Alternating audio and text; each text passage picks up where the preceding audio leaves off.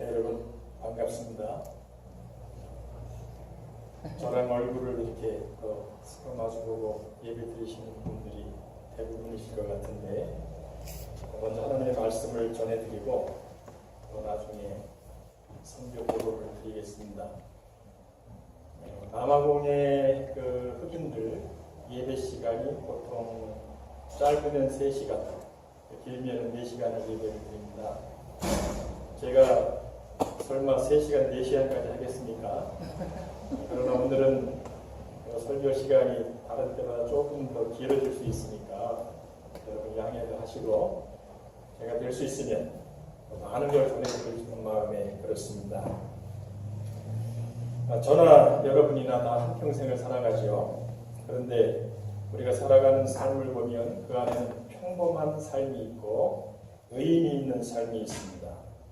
그리고 대부분의 사람들은 의미 있는 삶을 살기보다는 평범한 삶을 살아가고 있습니다. 또 의미 있는 삶을 살아간다 하는 사람도 가만히 보면 태어나서부터 의미 있는 삶을 사는 게 아니라 평범하게 살다가 어느 날 어떤 만남, 어떤 계기를 통해서 의미 있는 삶을 살기를 시작을 합니다. 오늘 우리가 함께 읽은 성경 말씀을 보면 나이 75세에 완전히 새로운 삶을 시작하는 한 사람이 나옵니다. 세상적인 안목으로 보면 75세라고 하는 나이는 이제 인생을 살 만큼 산 나이입니다. 그러나 이 사람은 살 만큼 산 그 나이에 일생의 결정적인 변화를 맞이를 했습니다. 그리고 진정한 의미에서 보면 이 사람의 생애는 이때부터 시작이 되었다, 그렇게 이야기할 수가 있습니다. 이 사람은 우리가 잘 아는 대로 아브람이라고 하는 사람입니다. 오늘 본문에는 아브라함이라고 하지 않고 아브람이라고 나오죠. 아브라함의 본명이 아브람입니다. 그런데 성경을 보면 이 아브라함이 75세가 되기 전의 이야기는 기록이 되어 있지를 않습니다. 물론 11장 마지막에 이름이 등장이 하긴 하지만 아브라함이 한 일에 대해서는 아무런 언급이 없습니다. 그러면 아브라함이 75세 될 때까지는 아무 일도 안 하고 살았습니까? 그러지 않을 겁니다. 사느라고 열심히 살았을 겁니다. 그런데 성경에 75세 이전의 아브라함에 대해서는 아무런 기록도 남아있지 않는 이유는 아브라함은 75세가 될 때까지 남들이 살아가는 평범한 삶을 살았기 때문에 그렇습니다. 그런 아브라함이 75세가 되는 그 해에 의미 있는 삶을 살기를 시작합니다. 75세 때 아브라함에게 어떤 일이 일어났습니까? 어느 날 하나님의 말씀이 아브라함에게 임했고 그 하나님의 말씀을 따라가는 삶을 살았습니다. 하나님의 말씀을 따라가면서부터 더 이상 아브라함의 삶은 평범한 삶이 아니라 의미 있는, 세상에서 가장 존귀한 사람, 모든 믿음의 후손들로부터 믿음의 조상으로 일컫는 삶을 살기를 시작을 했습니다. 성경을 보면 창세기 1장부터 11장까지 그 11장의 천지 창조 이야기, 그리고 아브라함 이전에 살았던 아담서부터 아브라함 이전까지 얼마나 많은 사람들이 살았겠습니까? 그런데 그 엄청난 기간의 이야기가 11장에 기록이 되어 있어요. 그런데 신기하게도 12장부터 아브라함의 이름이 등장을 하는데 아브라함 한 사람의 이야기가 천지 창조부터 아브라함 이전까지 살았던 모든 것들보다 2장이나 더 많이 기록되어 있다고 하는 겁니다. 하나님은 아브라함 한 개인의 삶을 천지 창조 전체, 그리고 아브라함 이전에 일어난 모든 사건을 합한 것보다도 훨씬 귀하게 여기셨습니다. 하나님의 말씀을 따라가면서 아브라함은 그만큼 하나님 편에서 볼 때에 귀한 사람이 된 겁니다. 오늘 본문 1절을 보시면 하나님께서 아브라함에게 너는 너의 고향과 친척과 아버지의 집을 떠나 내가 네게 보여줄 땅으로 가라 그러셨습니다. 이 말씀이 임할 때 아브라함은 하란이라고 하는 곳에 살고 있었는데 이 아브라함이 원래는 하란 사람이 아니라 갈대아 우르 사람입니다. 갈대아 우르에서 아버지 데라와 함께 살고 있었는데 데라는 우상 숭배자였어요. 유대인들의 전승에 의하면 데라는 우상을 섬길 뿐만 아니라 우상을 직접 제작해서 팔았던 사람이었다고 합니다. 그래서 오늘 본문 바로 전 11장 31절을 보시면 이 데라가 어느 날 가나안으로 가기 위해서 가족들을 데리고 길을 떠나가다가 중간 하란이라고 하는 곳에 거하다가 하란에서 죽었다 그럽니다. 그러면 데라는 왜 갈대아 우르에서 잘 살다가 떠났을까? 이것도 역시 유대인 전승에 의하면 아브라함은 갈대아 우르에서 이미 하나님을 믿고 있었다고 합니다. 하나님을 믿고 있었던 아브라함이 자기 아버지를 보니까 기가 막힌 거예요. 우상을 섬길 뿐만이 아니라 그 우상을 만들어서 파니 얼마나 마음이 아팠겠습니까? 그래서 어느 날 아버지가 외출한 틈을 타가지고 제일 큰 우상 하나만 남겨놓고 나머지를 전부 망치로 두드려 부셔버렸어요. 나중에 아버지가 돌아보니까 우상이 너무 파괴됐어요. 그래서 아브라함은 어떻게 된 거냐? 그랬더니 아브라함이 대답을 하기를 아버지가 외출하시고 나서 밖에서 땅탕탕 왕창창 소리가 나서 내다봤더니 저 큰 놈이 다른 우상들을 전부 두드려 부셨다는 거예요. 이 아버지가 야 말이 되는 소리를 해야지. 저 움직이지도 못하는 저게 어떻게 그런 일을 할 수 있냐? 그랬더니 아브라함이 아버지 어찌해서 아버님은 그 스스로 움직일 수도 없는 우상을 마치 무슨 능력이 있는 것처럼 여기서 다른 사람들에게 팔고 섬기고 하십니까? 이제 우상 그만 만드시고 하나님을 섬기시지요. 데라는 그 말에 감동을 받아서 온 식구들을 데리고 하나님을 더 잘 섬기기 위해서 갈대아 우르를 떠나서 가나안으로 향해 가다가 하란에 머무르게 된 것이다. 성경에는 나와 있질 않아요. 그런데 이게 전승이기 때문에 실제로 있었는지 없었는지는 모르지만 아브라함이 갈대아 우르에 있을 때에 하나님을 이미 섬겼다고 하는 것을 밑받침해주는 말씀이 신약성경 사도행전에 나옵니다. 사도행전 7장을 보시면 스데반 집사님의 설교가 사도행전 7장인데 설교 서두에 이런 이야기를 합니다. 2절 이하의 말씀을 제가 읽어드립니다. 사도행전 7장 2절 이하의 말씀입니다. 스데반이 이르되 여러분 부형들이여 들으소서. 우리 조상 아브라함이 하란에 있기 전 메소포타미아에 있을 때에 영광의 하나님이 그에게 보여 이르시되 내 고향과 친척을 떠나 내가 네게 보일 땅으로 가라 하시니 아브라함이 갈대아 사람의 땅을 떠나 하란에 거하다가 그의 아버지가 죽음에 하나님이 그를 거기서 너희 지금 사는 이 땅으로 옮기셨느니라. 하란에 있기 전에 메소포타미아에 있었다고 하죠. 이 메소포타미아가 바로 갈대아 우르입니다. 그러니까 아브라함은 하란에 오기 전에 갈대아 우르에서 이미 하나님을 섬기고 있었어요. 여기서 우리가 알 수 있는 중요한 사실이 있습니다. 그것은 아브라함이 하란에서 하나님의 부르심을 입기 전 이미 하나님을 알고 있었다고 합니다. 그러나 아브라함이 하나님을 알고 있었다고 해서 아브라함의 삶이 바뀐 것은 아니었습니다. 하란에서 하나님의 말씀에 붙들리기 전까지 아브라함은 하나님을 믿음에도 불구하고 남들과 똑같은 삶을 살았어요. 다만 바뀐 게 있다고 하면은 섬기는 대상이 우상에서 하나님으로 바뀌었다고 하는 것뿐이지 그 외에 달라진 것은 아무것도 없어요. 여러분 내가 교회에 다닌다고 해서 이제부터 내가 신앙생활을 한다고 이야기할 수가 없습니다. 불교에 다니는 사람이나 교회에 다니는 사람이나 사는 방식도 똑같고 바라는 것도 똑같아요. 제가 한국에서 목회를 할 때에 가끔 이제 산에를 가면 산마다 그 절이 있지 않습니까? 어디를 갔는데 기와장이 잔뜩 쌓여 있어요. 아마 그 절이 무슨 그 보수 공사를 하는 모양인데 그 기와장에 뭐가 이렇게 쓰여져 있어요. 기와장만. 깜짝 놀랐어요. 기와장에 쓰여져 있는 불교 신자의 기도 제목이랑 우리 교회 교인 기도 제목이랑 똑같아요. 우리 남편 잘되게 해달라, 뭐 우리 아이 좋은 학교 가게 해달라, 건강하게 해달라, 똑같아요. 불교 신자의 기도 제목하고 기독교인의 기도 제목하고는 절대로 똑같을 수가 없어요.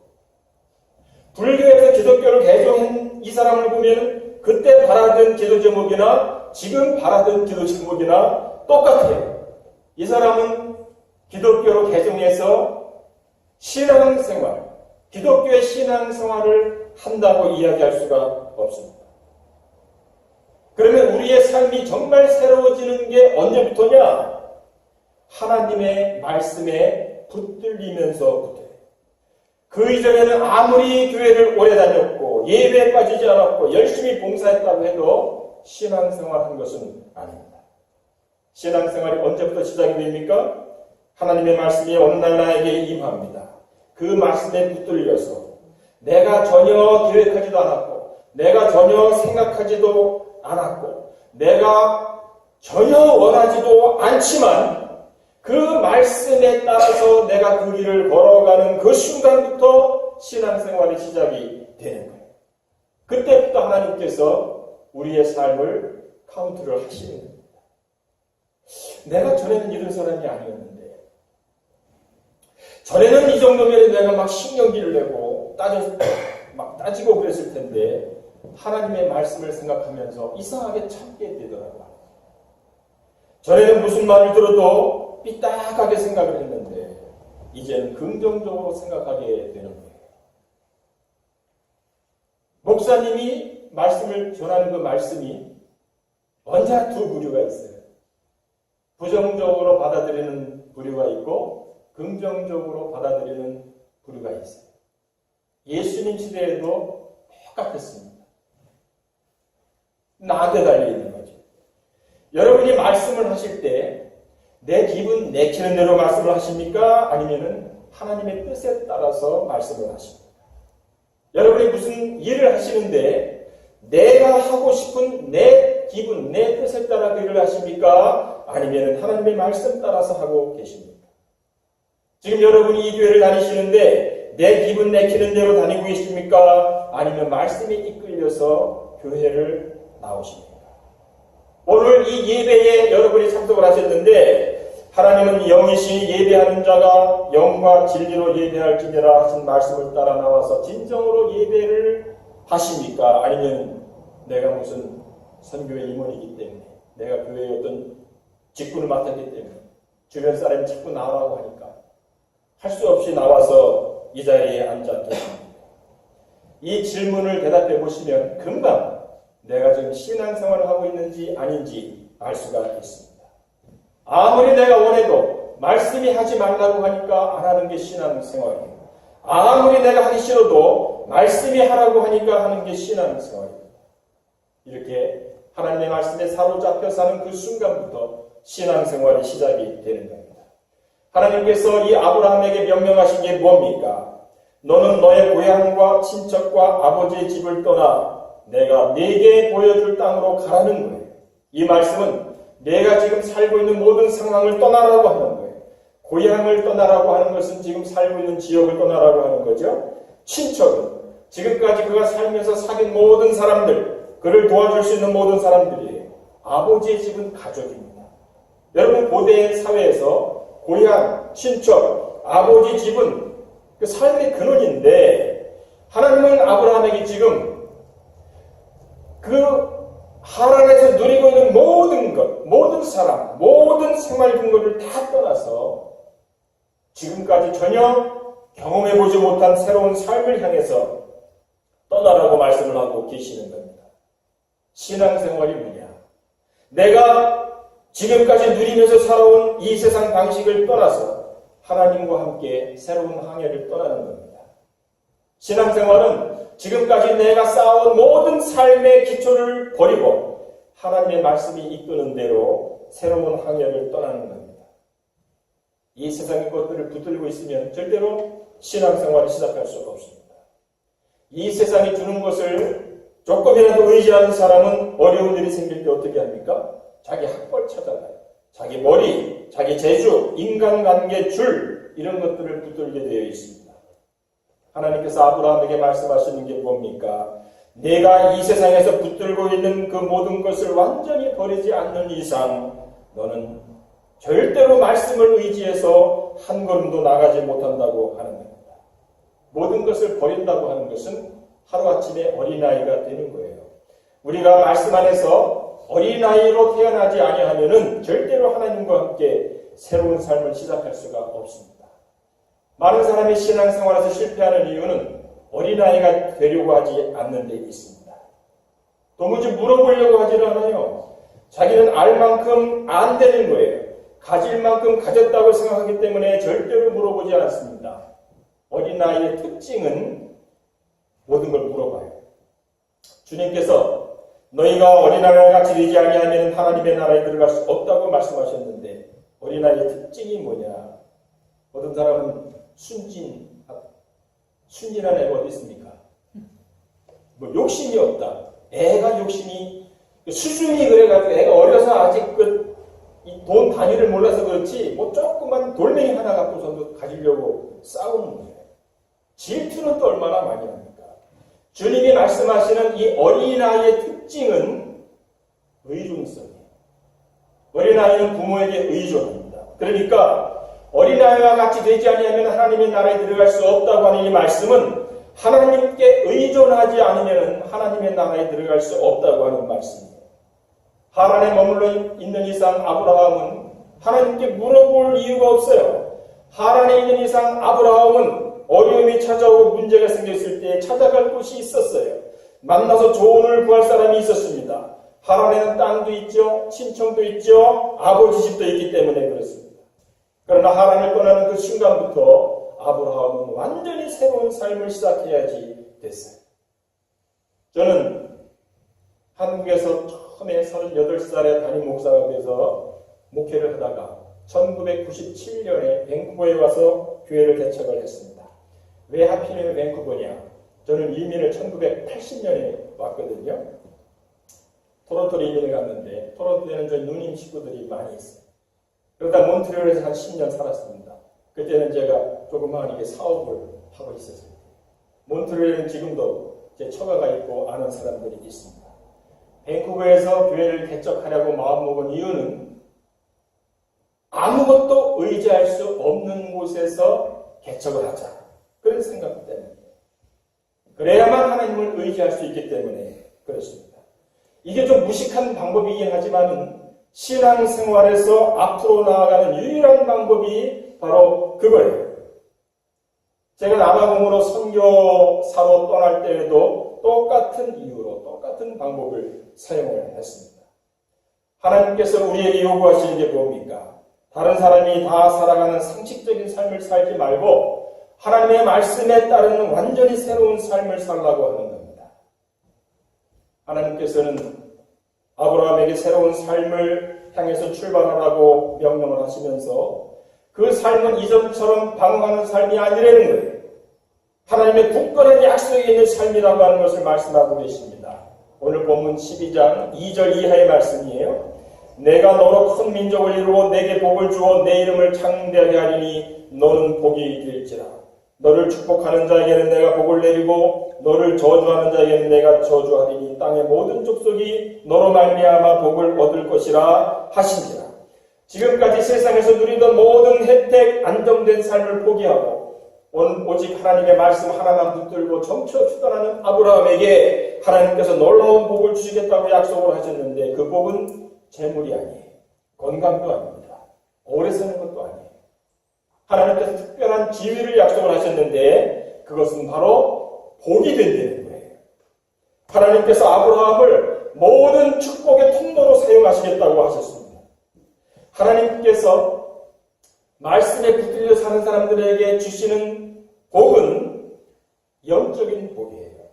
우리가 신앙생활하면서 왜 자꾸 어긋나느냐? 우리는 세상적인 복을 받으려고 하기 때문에 그렇습니다. 그러니까 신앙생활이 이게 어긋나는 거예요.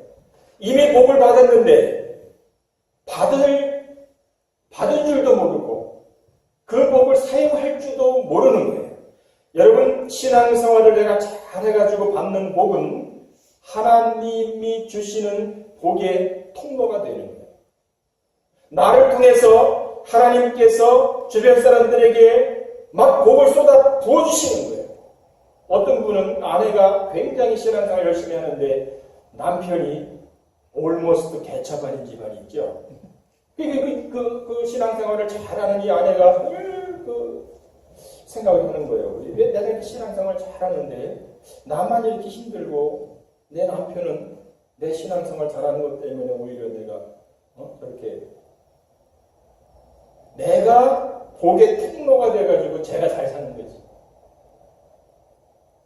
그 남편이 그래도 밖에서 어디 술 먹고 길거리에 쓰러져 죽지 않고 집에 기어서라도 들어오는 거는 내가 그나마 신앙생활을 잘하기 때문에 저 사람의 복을 받는 거예요. 여러분, 내가 말씀대로 잘 살면 주변 사람이 복을 받는 거예요. 그게 하나님께서 우리에게 주시는 영적인 복이에요. 한국 기독교 초창기에 김익두라고 하는 깡패였다가 목사님이 되신 그 이름을 여러분 많이 들어보셨을 거예요. 이분이 예수 믿기 전에 유명한 깡패였는데 예수를 믿고 완전히 변화가 됐죠. 예수를 믿은 지 얼마 되지 않았을 때에 김익두가 변했다고 하는 소문이 나니까 하루는 건달 한 명이 일부러 시비를 거는 거예요. 그런데 아무 대꾸가 없으니까 따라오면서 툭툭 치는 거예요. 옛날 같으면은 한 방만 날리면 끝나겠는데 그러지도 못하고 꼭 참고 있는데도 계속 귀찮게 하니까 참다 김익두가 하는 말이 탁 뒤돌아보면서 예수는 내가 믿고 복은 네가 받는구나. 그게 신앙생활이에요. 내가 예수를 믿기 때문에 다른 사람이 복을 받아야지 돼요. 여러분, 지금 여러분이 예수를 믿기 때문에 다른 사람이 복을 받고 있습니까? 아브라함은 하나님의 명령에 따라서 가나안 땅으로 떠났는데 오늘 5절 마지막 부분을 보니까 마침내 가나안 땅에 들어갔더라 그래요. 무슨 말씀입니까? 아브라함이 마침내 가나안 땅에 들어갔다고 하는 것은 가나안 땅에 들어가는 길이 순탄치 않았다고 하는 거예요. 그러나 마침내 들어갔습니다. 여러분, 하나님의 말씀대로 사는 삶은 중간에 분명히 어려움이 있어요. 그러나 확실한 것은 마침내 성공을 이루는 삶이에요. 저는 개인적으로 하나님의 말씀을 따라 사는 삶이 마침내 성공을 이루는 삶이라고 하는 것을 많이 체험했어요. 제 인생에 언제나 두 갈래 때로는 세 갈래의 길이 놓였을 때에 언제나 하나님의 말씀을 선택하는 삶으로 결정을 내려왔는데 그 결과는 언제나 가나안이었습니다. 제가 여기서 목회를 하다가 한국 교회에 이제 청빙이 왔어요. 이제 목사님하고 이렇게 바꾸는 상황이 됐는데 여러 가지 상황이 한국 그 교회가 큰 교회도 아니고 그래 좀 어려운 교회였었는데 그때 저의 선택의 그 기준 어디에서 하나님의 일을 더 효과적으로 할 수 있을까? 아주 단순해요. 그러다 보니까 가는 겁니다. 그래서 갔는데 저에게는 아들이 하나가 있어요. 지금 나이가 29살이에요. 그 당시에 이 아이가 초등학교 그레이드 9이었었는데 그때까지 그냥 학교에서 이렇게 성적표를 받아보면은 C, 전부 C 이렇게 A가 하나 있어요. 남들 다 받는 A. 그 과목. 그래서 우리 아이를 불러다가 얘야 너무 한 과목에만 치중하지 말아라. 이렇게 얘기도 하고 했는데 안 돼요. 근데 제가 딱 결정해가지고 한국을 나갔는데 그래서 오래전 이야기죠. 지금 29살이니까 한국을 나간 그 때부터 C만 받던 애가 올 A를 받아요.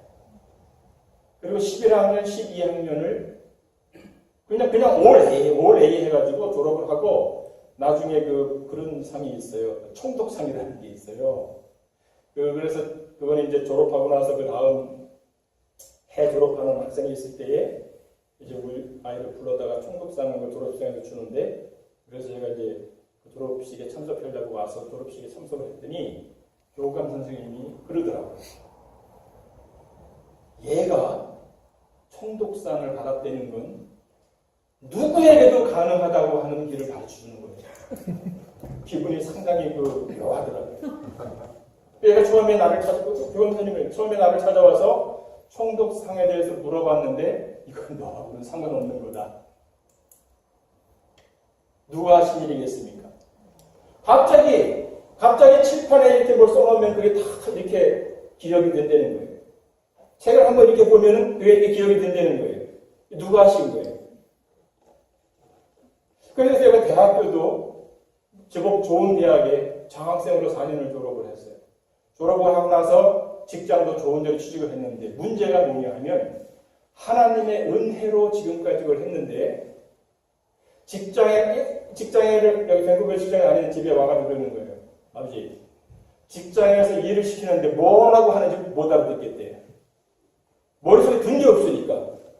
이 하나님의 은혜로 지금까지 살아왔기 때문에 그 은혜를 받은 은혜를 자기가 막 노력해가지고 또 이렇게 막 갈비 갖고 해야 되는데, 그저 은혜에만 만족을 하고 노력을 안 한 거예요. 그러니까 한 3년 정도 지나니까 직장을 못 다니더라고요. 스트레스를 쫙 받아가지고 그만두고 집에서 막 게임을 하고 있고. 그러던 어느 날 제가 제 삶의 앞뒤를 이렇게 살펴봤더니 이제 하나님께서 부르실 날이 얼마 남지 않았다라는 생각이 들면서 내가 뭐를 해왔나 생각을 해보니까 한 20년 한국 두 교회, 캐나다 두 교회 목회를 해왔는데, 하나님께서 내가 세상에서 뭐 해다가 왔냐 그렇게 부르실 때에 내드릴 게 없더라고요. 물론 제법 큰 교회에서 목회도 해봤고 교회를 개척해서 그 교회가 부흥되는 것도 경험해봤고 작은 교회를 목회를 해봤고 다 했는데, 중요한 것은 하나님께서 진정 원하시는 새로운 생명을 전도를 해서 하나님의 자녀로 만드는 그게 별로 기억이 안 나요. 교회에 다른 교회에 다니던 사람들이 와서 교회가 부흥을 이뤘지, 그러니까 하나님 편에서 볼 때에는 본전이에요, 본전. 지금 한국 기독교가 그렇지 않습니까? 점점 이 기독교인이 줄어들고 있어요. 그 말은 무슨 말이냐? 지금 하나님께서 정말 원하시는 새로운 생명 구원에 관한 일에서 한국교회가 아무 일도 안 하고 있다고 합니다. 지금 우리 한국교회는 하나님 편에서 볼 때에 문제예요. 그러면 이걸 어떻게 되느냐는 거예요. 제가 목사 입장에서 복음을 듣지를 못해서 복음을 모르는 곳을 가자. 그래서 간 곳이 남아공이에요. 뭐 어떻게 해서 왜 남아공입니까? 물어보면 시간이 길어지기 때문에. 그래서 남아공을 갔습니다. 우리 아이한테, 야, 너 엄마 아빠가 이제 선교사로 간다. 얘가 갑자기 날벼락을 맞은 거죠. 그러나 엄마 아빠가 선교사로 가기 때문에 너는 앞으로 잘 될 거야. 그리고선 아이를 버려두고 저와 저 집사람은 이제 떠난 거예요. 뭐 떠날 때 뭐 주변에 알고 있는 목사님들이 만류를 하지요. 그렇게 나가면 큰일 난다고. 가학중고 선교사가 후원을 받아서 살아가는 건데 그렇게 그냥 와 가면 어떻게 하냐. 그래도 후원에도 조직해 놓게 가라. 그런데 저에게는 그게 지금 중요한 게 아니라 하나님의 일을 하는 게 훨씬 중요한 그런 생각이 있었어요. 그래서 성경 말씀을 봐라. 하나님의 나라와 의를 구하는 모든 것을 도와주신다고 그러지 않았냐. 그러니까 나는 그 말씀을 굳게 믿기 때문에 그냥 간다. 그러면 하나님께서 채워주실 것이다. 만약 내가 남아공을 갔는데 굶고 있다고 하면은 문제는 내가 하나님의 나라와 의를 구하지 않기 때문이지 하나님의 손이 짧아서도 아니고 다른 이유는 아무것도 없다. 그래서 하나님의 나라와 의의를 가서 구하자 해서 이제 남아공을 갔어요. 그래서 이제 여러분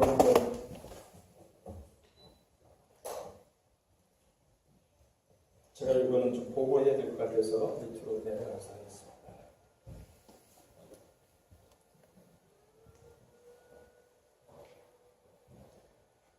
제가 2014년도에 간 거죠. 지금 4년 6개월이 됐습니다. 세월이 얼마나 빠른지 몰라요.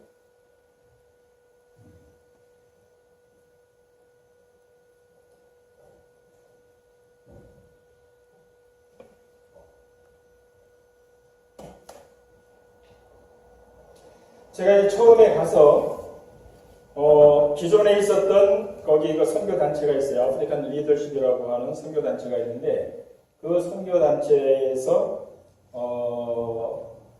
한국, 미국, 캐나다에서 오는 단기 선교팀들이 있습니다. 그래서 그분들을 이제 모시고 카일리처, 저게 그 카일리처라고 하는 저게 그 나라 언어입니다. 코사라고 하는 그 언어인데 남아공에서 제일 큰 흑인 지역이고 인구가 약 거의 100만 명에 육박한다 그렇게 이야기를 하죠. 근데 이제 여러분 보시면은 이 집들이 보통 전부 이런 식으로 되어 있어요. 카일리처 안에. 그래서 이런 골목길을 이런 거기 이미 그 동네 지도자들이 있어요. 데리고선 썬데이 스쿨 하면서 애들 한 명 데리고 한 바퀴 삥 돌면은 아이들이 원래 많으니까 이렇게 모여들어요. 그러면 이제 공터에서 같이 이야기도 하고 노래도 부르고 율동도 하고 이제 그렇게 합니다.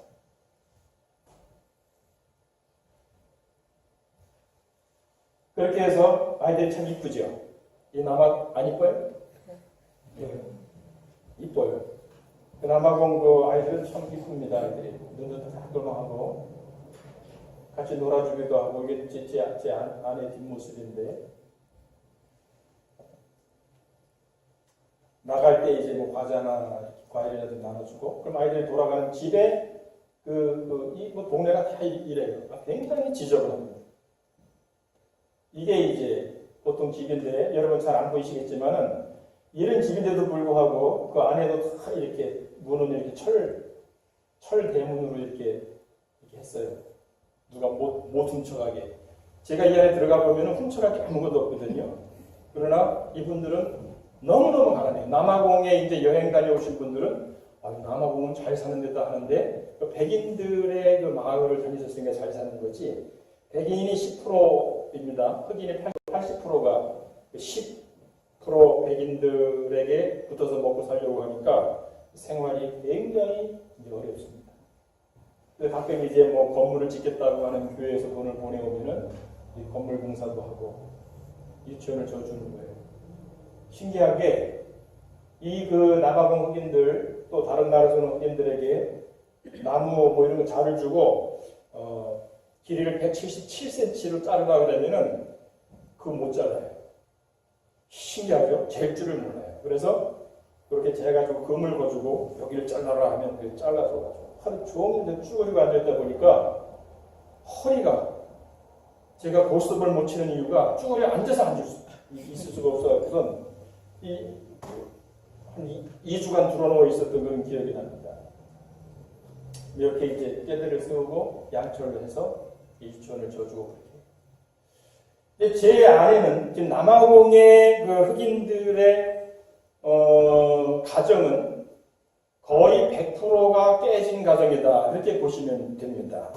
그래서 그 어머니 학교를 이제 한국에서 이렇게 그 당시에 어머니 학교 강사들이 왔는데 영어로 통역할 수 있는 사람이 많지가 않아요. 한국 선교사들도 많이 있지만 한국에서 오신 분들이 이제 영어가 아무래도 좀 서투르니까 그 집 사람이 통역을 주고 하고 해서 이제 어머니 학교를 진행을 했고 그리고 제가 그 단기 선교팀과 함께 그렇게 하면서 이렇게 보니까 이 선교사가 할 수 있는 지역이 한정되어 있거든요. 그래서 보니까 늘 같은 지역을 이렇게 돌아다니면서 계속 이렇게 하는데 이거는 뭔가가 내가 하려고 하는 일이 아니다라는 생각이 들었어요.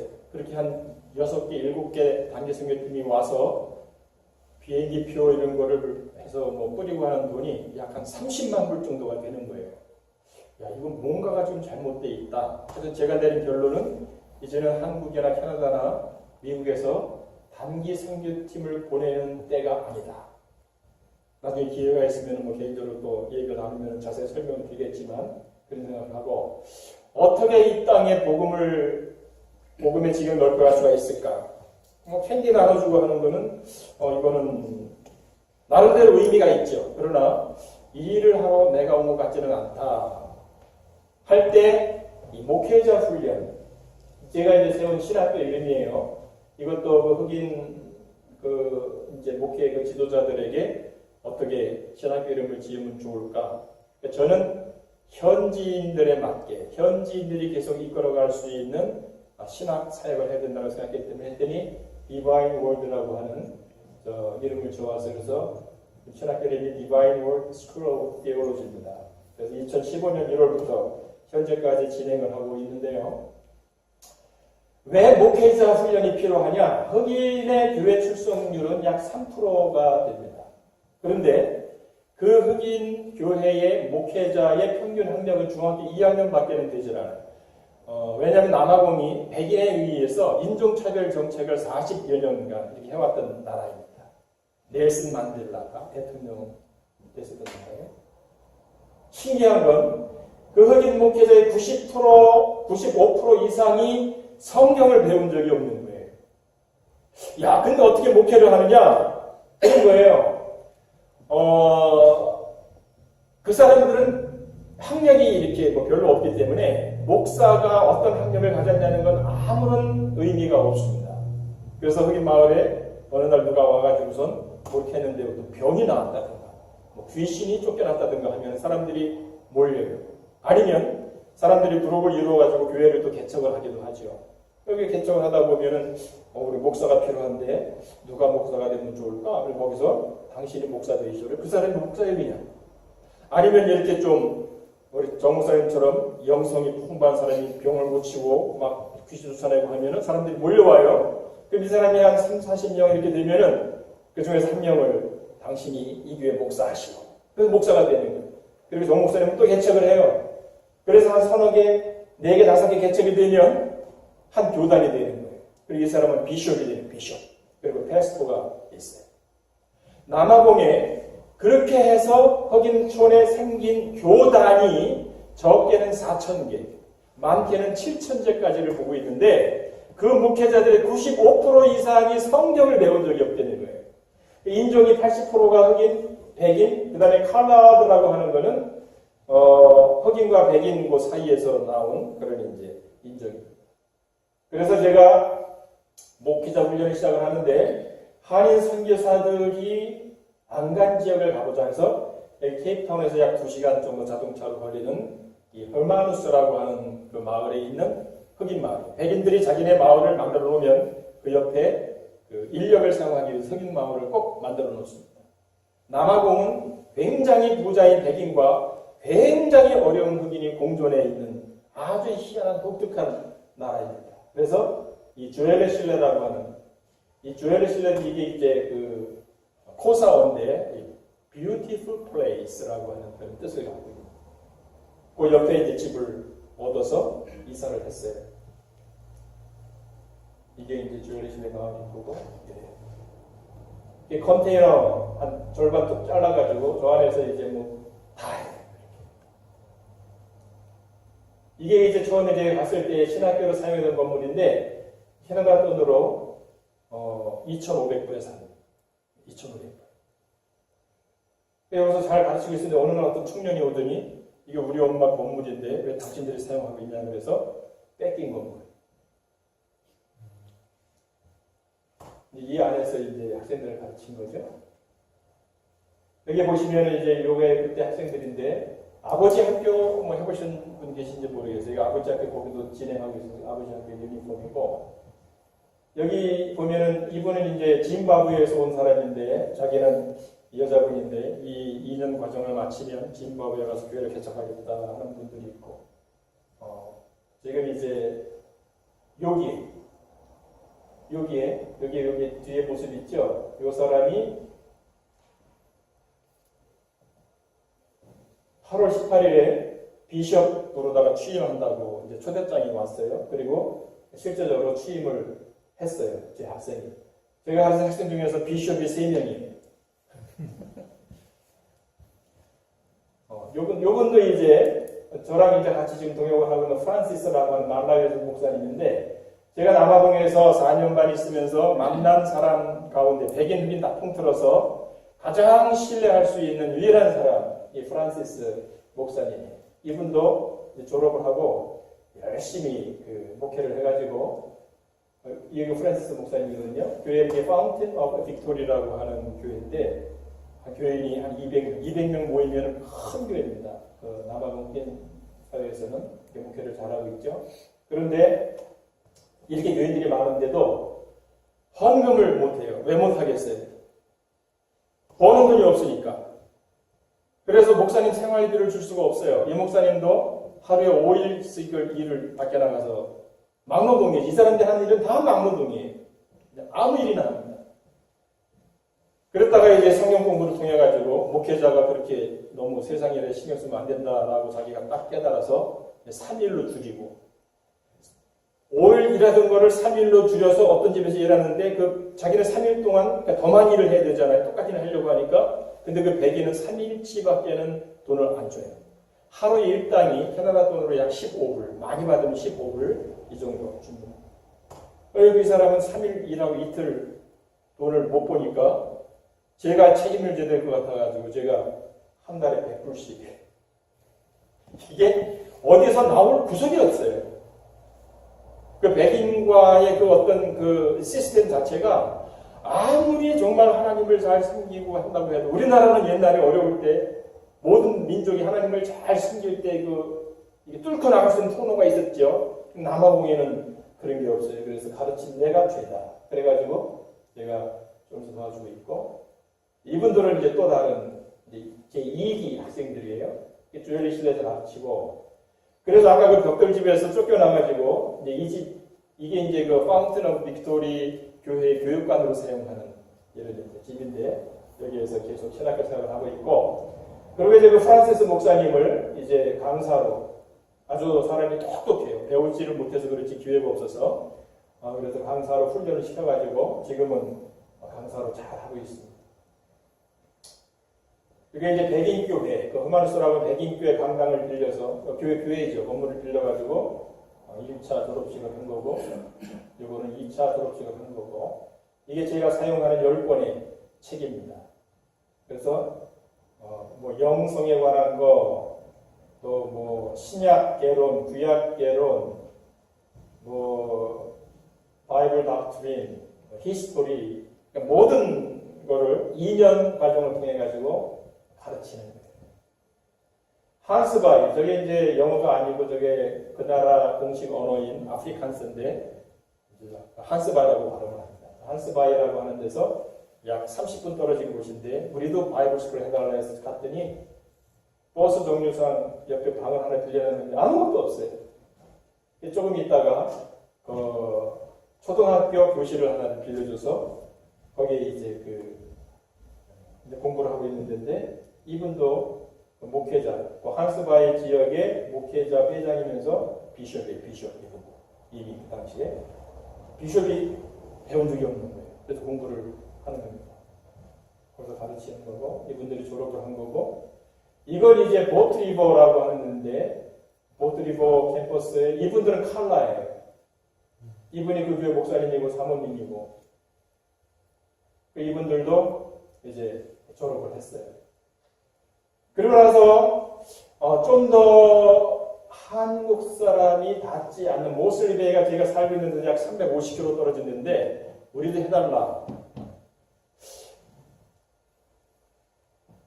갔어요. 하여튼 이제 좀 이야기를 좀 이렇게 줄여가지고 갔더니 5명이 모이더라고요. 이 5명 때문에 내가 여기를 경비가 한 달에 약 한 500불 정도는 들어요. 이거 와야 되느냐. 근데 하나님의 나라와 의를 구하는 게 중요하고, 몇 사람이 모이는 게 중요한 게 아니라 어차피 저는 한 번에 가니까 왜 인원수에 연연하지 말자. 그리고 우리 한국 기독교 역사를 보니까 맨 처음에 선교사가 와가지고 신학교를 오픈을 해서 가르치고 졸업한 학생이 5명밖에 안 했어요. 6개월밖에 공부를 안 하고 졸업을 시켰더라고요. 근데 한국에 지금 기독교가 왕성히 되지 않아요?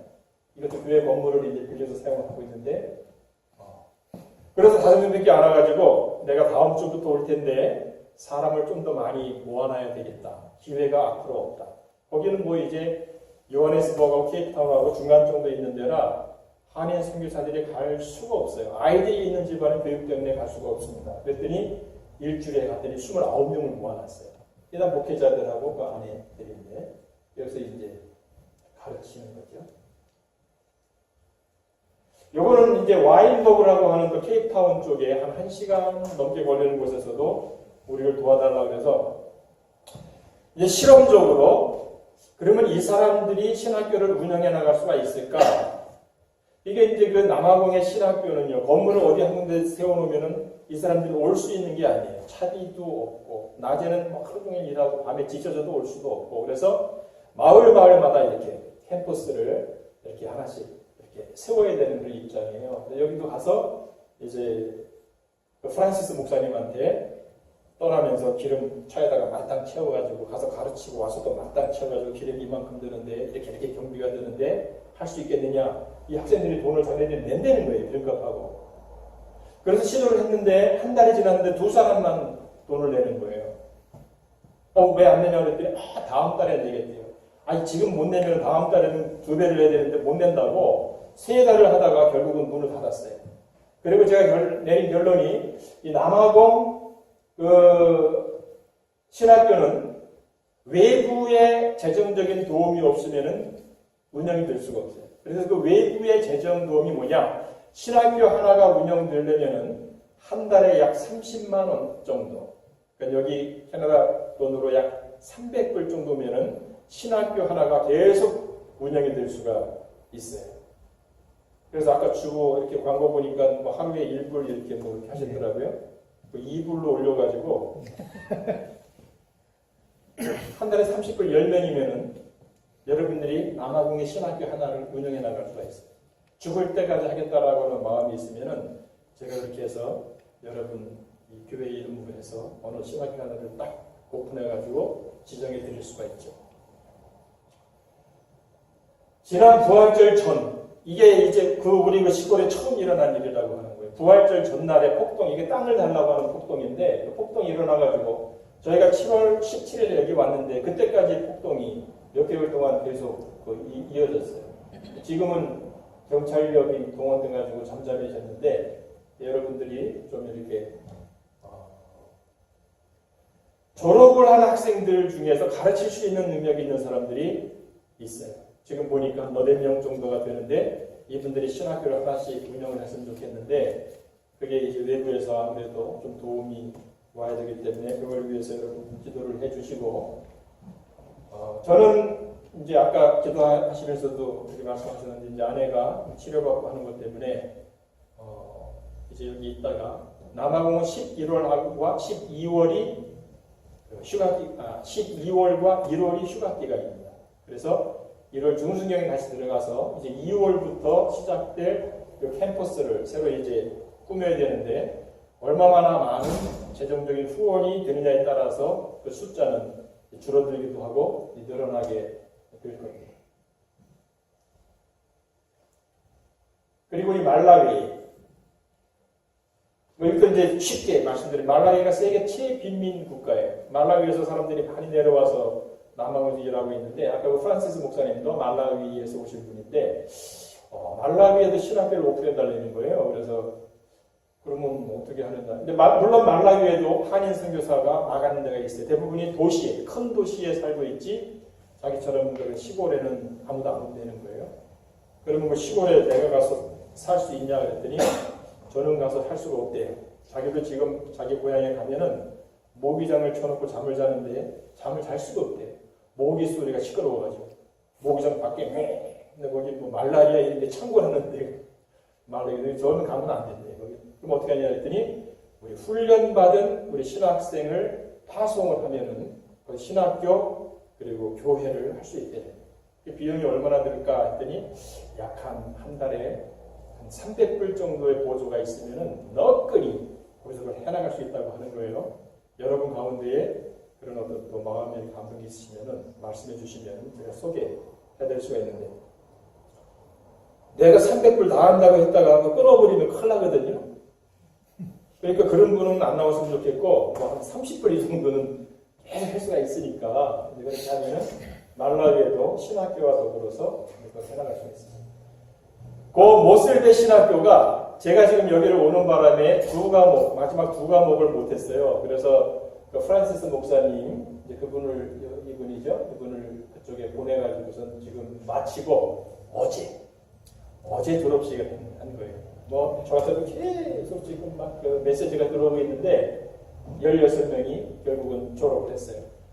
졸업할 수 있는 여러 가지 조건 중에서 출석률이 75%가 돼야 된다. 그걸 제가 반드시 지키는 것 때문에 29명이 시작을 했다가 16명밖에 졸업을 못했습니다. 근데 가운도 만들고 뭐 이렇게 하는데 저는 이제 그렇게 생각을 하는 거죠. 선교가 후원을 받아서 선교를 하는 것보다 내 것을 하나님께 드리고 나서 하나님께서 채워주시는 게 바른 길이다 생각을 해가지고 그냥 이렇게 전부 만들어서 이렇게 이제 해주고 했는데, 제가 오병이어의 기적의 그 말씀을 읽으면서 그런 이제 생각을 하게 됐습니다.